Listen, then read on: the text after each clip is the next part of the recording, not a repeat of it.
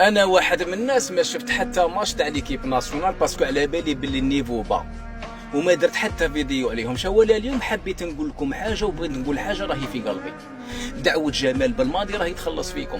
فرحت فرحه من قلبي ما تستاهلوش تكونوا ولا قادرين تكونوا فريق.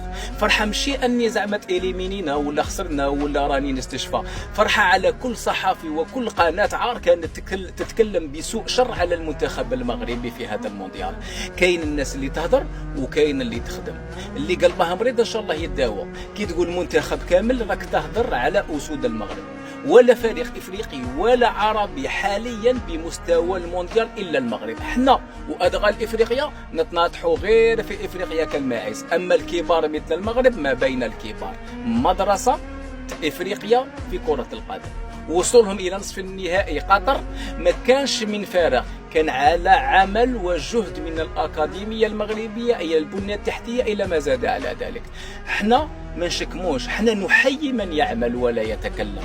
الغيره عمرها ولا كتلت، الحسد والبغض يكتلك بالقطله ويخليك تموت بالقنطه.